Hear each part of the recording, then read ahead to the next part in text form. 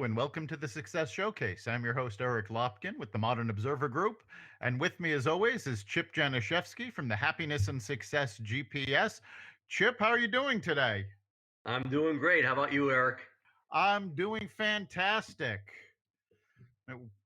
We are kicking off our fourth season of the Success Showcase, and we just took a few weeks off, and Chip got to spend those few weeks in Paris.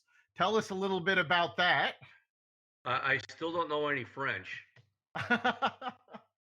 It's an amazing country. We toured Alsace, which is right on the German border, which is bounced back and forth between German and French ownership. And then we did Paris for a couple of days and then went out to the Brittany area to this beautiful town called Roscoff. And our hotel room there was a real old place right on the ocean wall. And at low tide, you can see the dirt, and at high tide, the waves are kind of crashing up against the wall. And of course, we had a couple of peeping Tom seagulls because we have sliding windows, and they just wanted us to feed them. And they were barking at us, and we had all kinds of fun with them too. They hung around for an hour or two. So it was just amazing. It's just a beautiful country. So Very cool. All right. Well, today we've got a special guest with us, Joe DeFeo of the Children's Museum in West Hartford, Connecticut. Joe, welcome. Thank you very much, and thanks for having me on. Good to be with you guys, especially on the season kickoff. So thank you. It's our pleasure to have you. And why don't we start off by telling our audience a little bit about the museum and what the museum's mission is. Sure, absolutely. So the museum is the fifth oldest children's museum in the country. We are celebrating 92 years, and our mission of the museum is pretty simple. It's to provoke lifelong experiential learning and innovation among children, adults, and their communities. Excellent. So, what makes the Children's Museum stand out? I mean, everybody has an idea of what a museum is, but yours has its own sort of personality. Can you talk a little bit about that? Sure, absolutely. So we are so many different entities all in one. Um, and that's what makes us stand out is that we have our physical location, and within our location, we have a few different exhibits, and we've had some things we've had since I can remember coming here. Uh, Everything here is interactive. Everything here is hands-on because that's the way that children learn. So we're not a play area. We're not a place, we're not a playscape, but we are an educational facility that teaches through play. So children and their families come in. They're encouraged to be interactive with each other. They're encouraged to get off their phones and engage um, with the child, engage in the different exhibits that we have. We also have a preschool on site. That's a little different. Everything we do is STEAM based, which is science, technology, engineering, arts, and math. So we have a curriculum for our preschool that's based off STEAM, as well as our educational interactive exhibits. And then to add to that, we have a wildlife refuge and rehabilitation center. Roaring Brook Nature Center out in Canton is also part of our family of locations.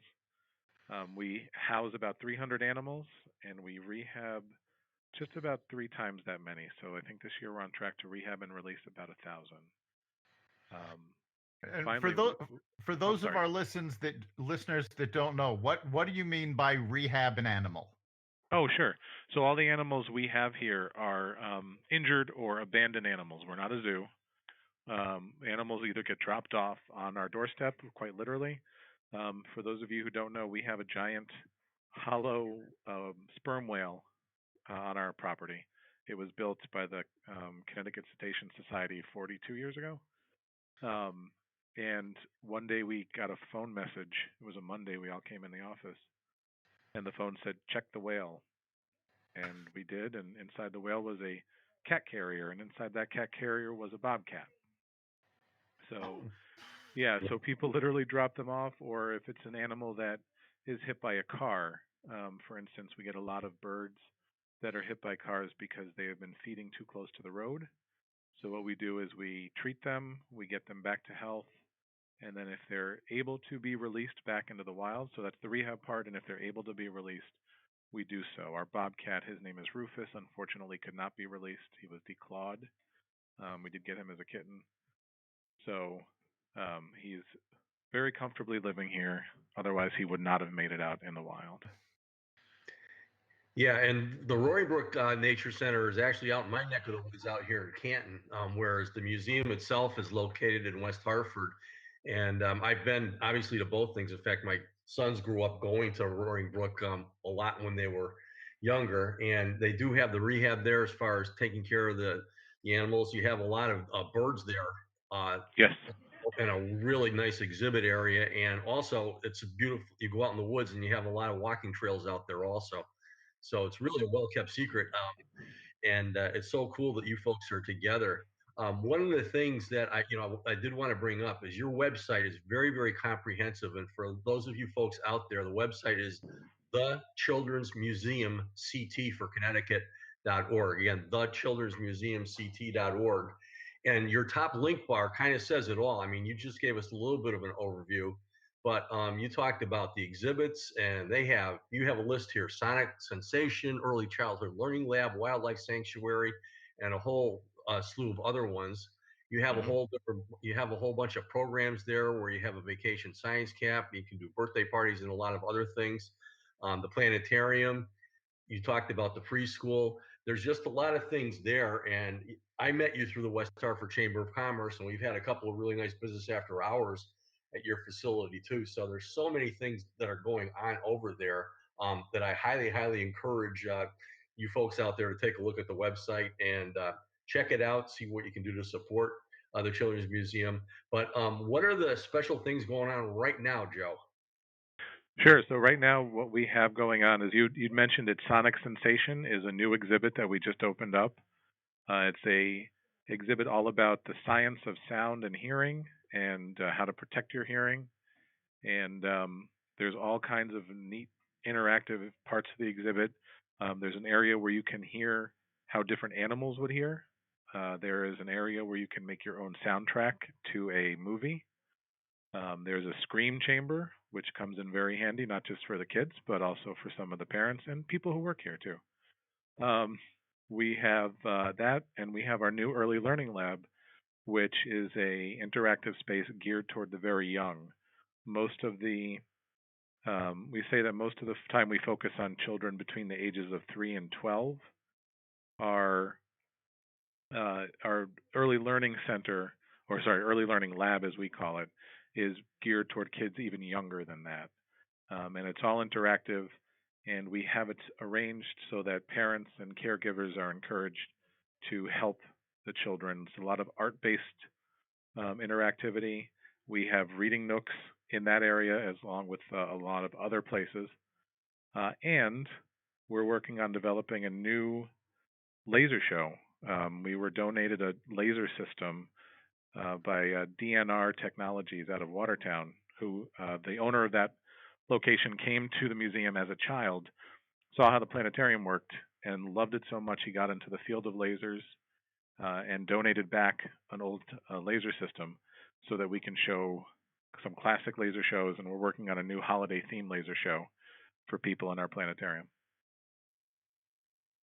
That's fantastic. It really goes to show the impact that the museum has.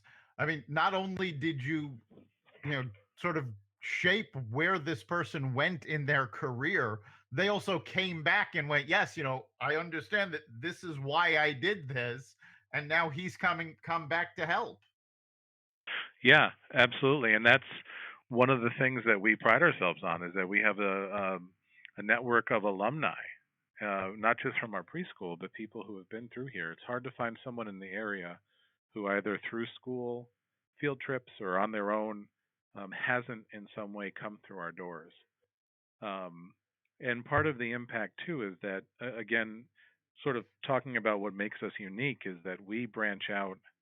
We have the two locations in Canton and in West Hartford, but really we cover all of Connecticut we go up into Boston, and we go out into Rhode Island and New York with our traveling programs.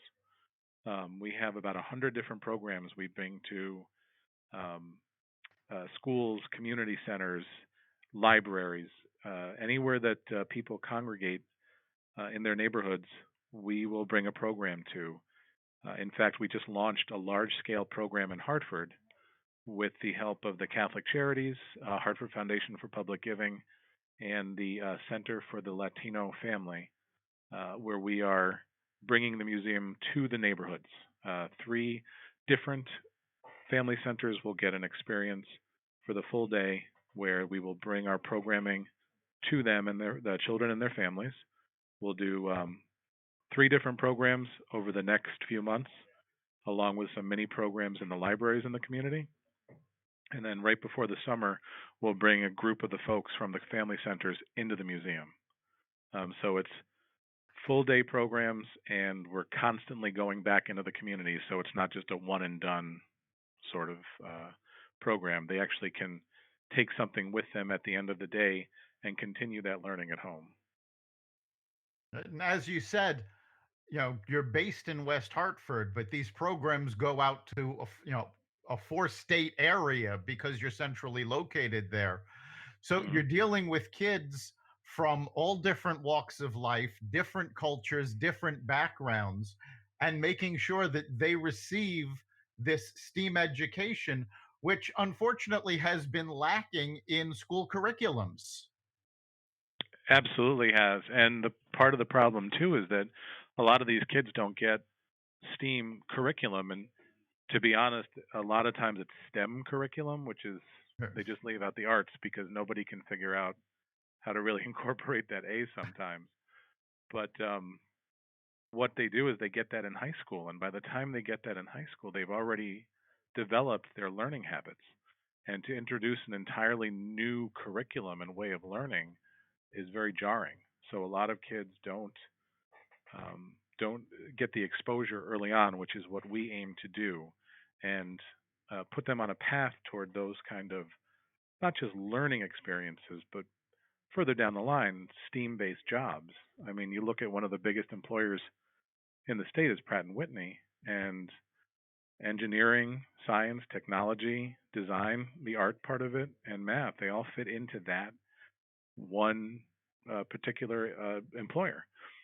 So helping keep the brain trust and helping make kids excited about those kind of jobs starts early on, and we really focus on that as well, and offering some kids who might not have the vision, I think, or have the ability to in their curriculum for whatever reason to say, I can do something like this in my future.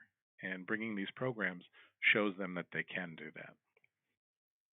Right, there's been a lot of talk how retailers, restaurants, businesses like this are adding kiosks, and they're adding, mobile apps and all of this. And programming is really becoming the blue collar job of this generation. We Mm-hmm. need people to be able to program, design interfaces, and this is all coming out of STEAM education. So it's really important to prepare young children for the workforce that they are going to be seeing. They really do need this early on. Yeah, absolutely. And unfortunately, they're just not able to get it for whatever reason. Um, the curriculum is not presented to them, and I think it's probably because we underestimate a lot of the way that kids learn. And if you're incorporating it the way that we do into a hands-on, interactive way where they can really immerse themselves into it, and sometimes it's the simplest thing, like we have these magnetic shapes that kids can put together. That's a STEAM curriculum-based activity. The old game Simon, which I don't know if you remember, was the colors and the I lights. do. Yeah, it was I loved it and I hated it at the same time. But we have an exhibit here that features that as one of our puzzles, and that's another curriculum, STEAM curriculum, believe it or not, that we sort of trick kids into learning about. So it's great if they want to set up these kiosks. It's great if they want to take that path, but unless you're actually bridging the gap between formal and informal learning, a lot of kids are going to be confused, or they might be a little bit turned off when they see um, this kind of curriculum presented to them, again, after a time when they've already set themselves on a learning path. For those of our listeners that don't remember, Simon, this was a game that you faced a pattern of flashing colors, lights, and sounds, and it would play it, and you would have to play it back, matching it. And each successive round got more and more difficult. Now, you said you have this in one of your exhibits. What's the lesson that's coming out of this for the children? A lot of it is following the patterns, making an assumption of what may come next, but also learning to not make that assumption, paying attention. But it's also incorporating music and the visuals um, into that type of learning. You're also engaging hand-eye coordination, um, and it's problem solving. At the end of the day, it's part of our exhibit called Puzzled.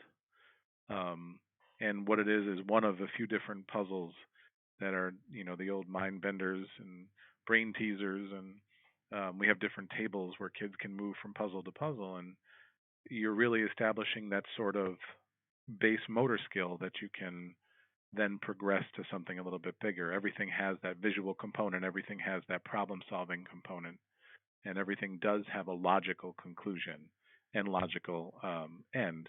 How you get there is where we really engage the kids, because maybe they get there a completely different way than they're supposed to.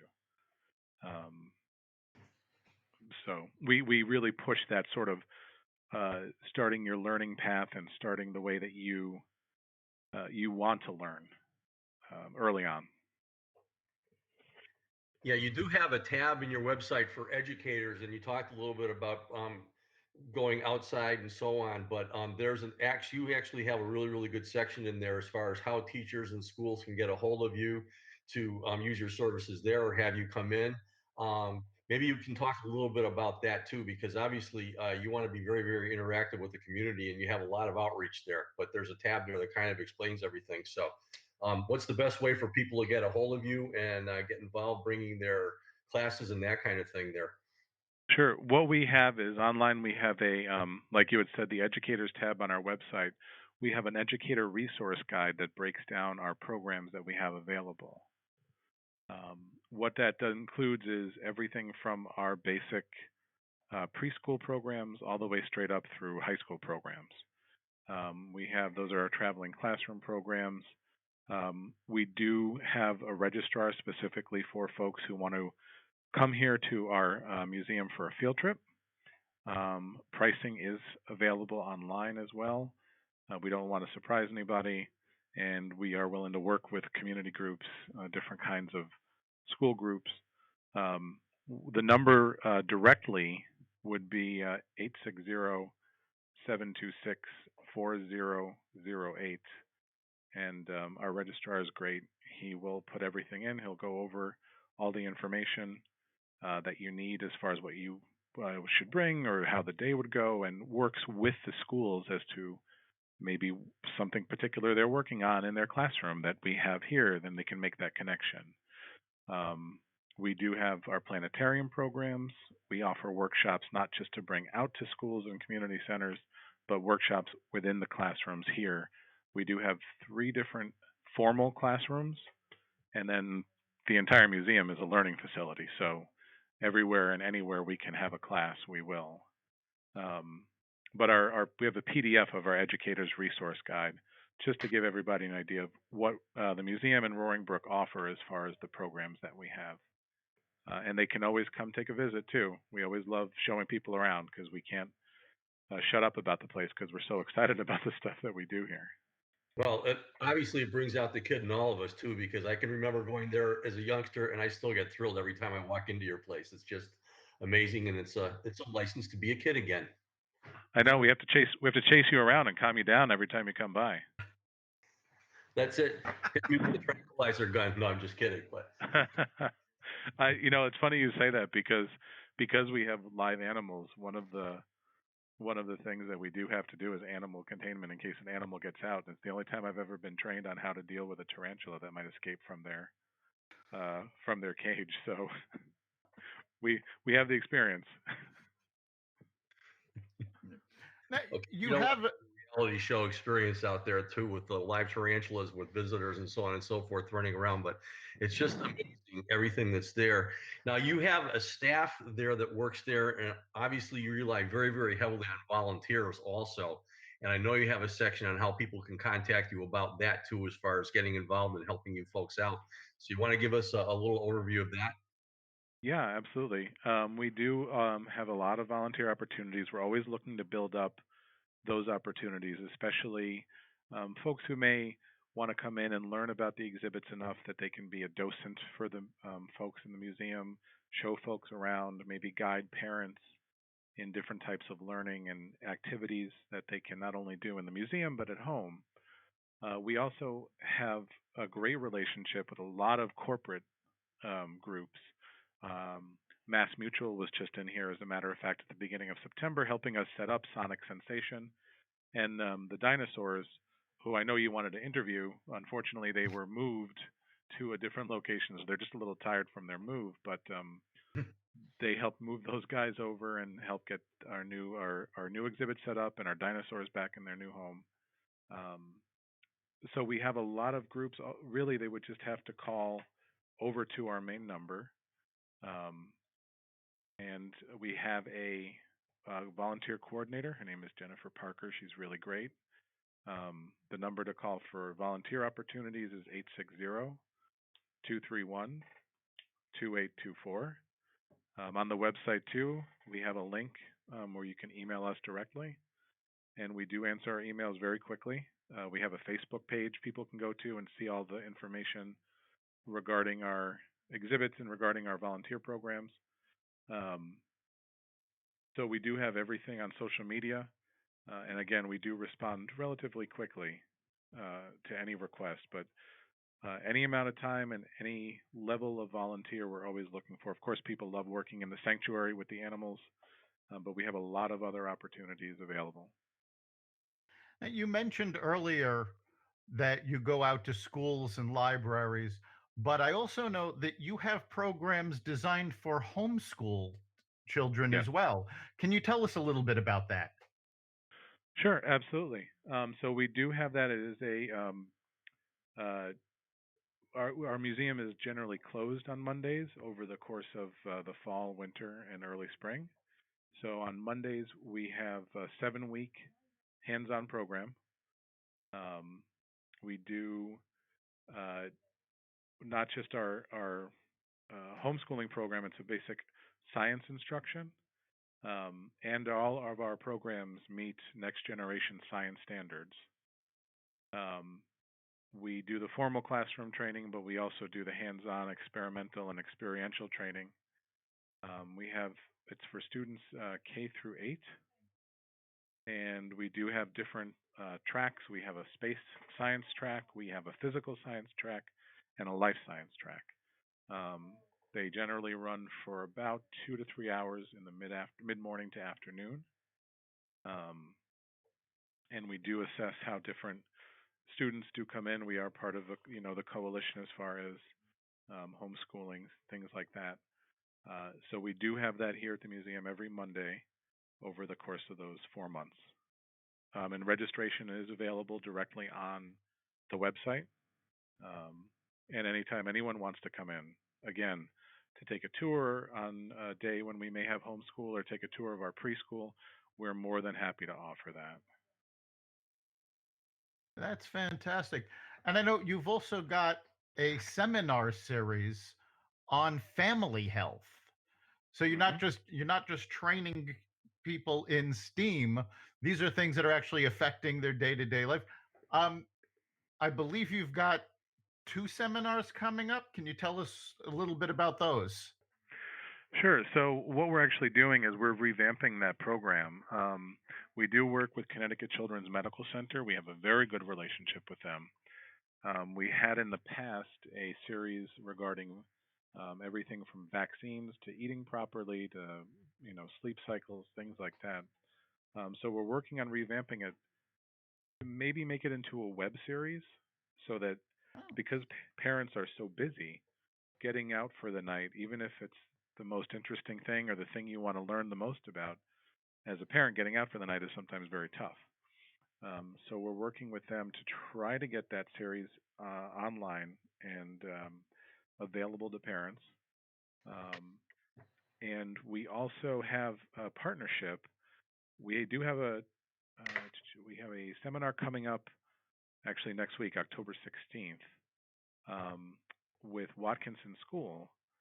They're having a panel discussion they're hosting here in regards to middle school and what parents need to know about the pitfalls and perils of middle school and sending your child off and what you can do to help prepare them.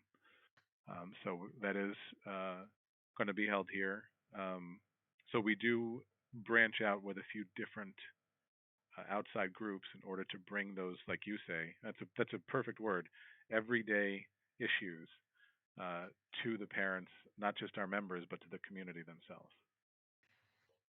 yeah, that's great. It's not just learning about science, you're learning about learning. Yes, yeah, absolutely. And that's the one thing that we strive for is engaging the community and allowing the children and their families to not just be um, on their own educational path and not just have to deal with science, but also to learn about the world around them. We want children and their families to be good environmental stewards. We want them to be good community members. We want them to be ideal students. We want them to be ideal workers and just a comprehensive part of the community at large. And that expands. And it doesn't just affect the neighborhood, it affects the entire area and eventually affects the entire state. Um, so we try to promote that and that kind of responsibility through all of our programs. So we make them as comprehensive as we can. Excellent. We're just about at the end of our time. Chip, do you have anything else you want to ask our guest? I think it's just so great that we've had you on today, Joe, because the Children's Museum is just a wonderful, wonderful gem that we have right here in West Hartford and out there, out in Canton. And again, their website, thechildrensmuseumct.org, has all the information about that. But the different ways that you can get involved, obviously, you can support them with a donation through the website. There's volunteers opportunities, as Joe has talked about, and you can bring your own events there, so you can call them up and actually use their facility for events. But I just highly recommend stopping by and taking a look at everything that's going on there, or just emailing them to get the information on it, because it's really, really fantastic what you have going on there. And I went for the first time way back in the 1960s, so just an amazing place.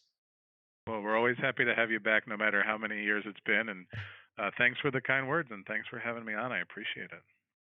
Thank you for being here. I think one of the big takeaways, aside from how fantastic the facilities are, is the importance of STEAM education. And that's something I've been pushing for quite a long time. These are the skills that our children need in the workforce of not just tomorrow, but it's already here. So Hmm. if we can get them learning these things and get them involved early, it's to their benefit. So thanks for being here. Absolutely my pleasure. Always happy to be on with folks who appreciate the value of good education. So thank you. You've been listening to the Success Showcase. You can catch us every week at xvadio.com/podcasts. You can also find us at the iTunes Store, the Apple Podcasts app, Google Play, Spotify, iHeartRadio, and wherever you find podcasts. Remember, make this your best week ever and make next week even better. See you then.